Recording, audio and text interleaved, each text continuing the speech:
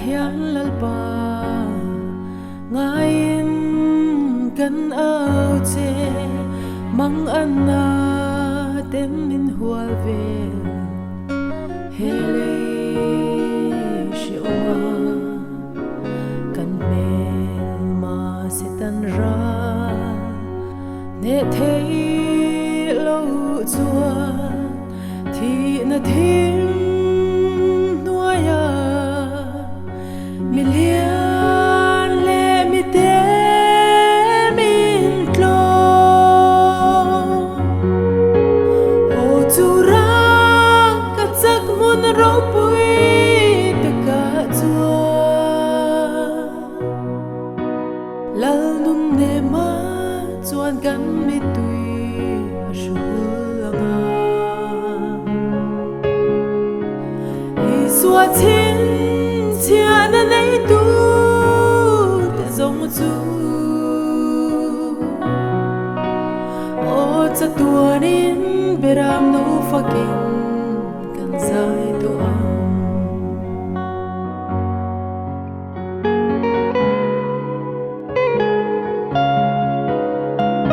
mangai khopui thleng turin lalpa isu keima ni im thei na le finna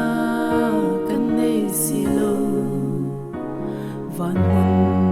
noa maleng te ngain kan la ru ropui na ne ni e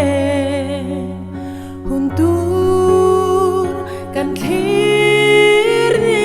tin o churang ka chak mun ropui ta ka chua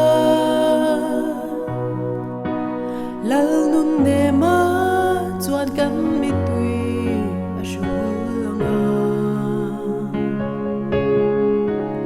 i suwa chin chia na nei tu te zong chu o cha tuanin beram no fakin kan zai to am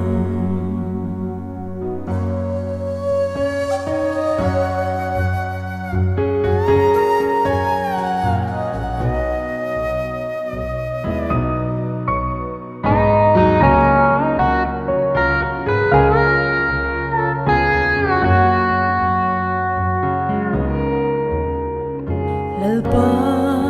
mun min buat sai chu rinin kan thlir chi i cha tuan ram thleng zo lo sang tam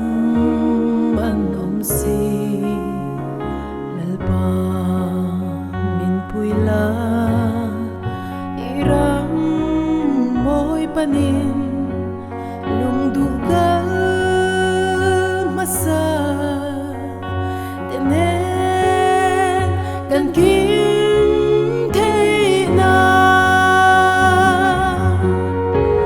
o churang ka chak mun ropui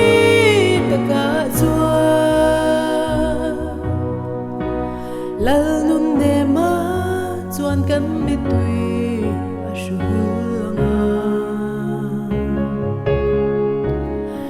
suwa chin chia na nei tu te zong chu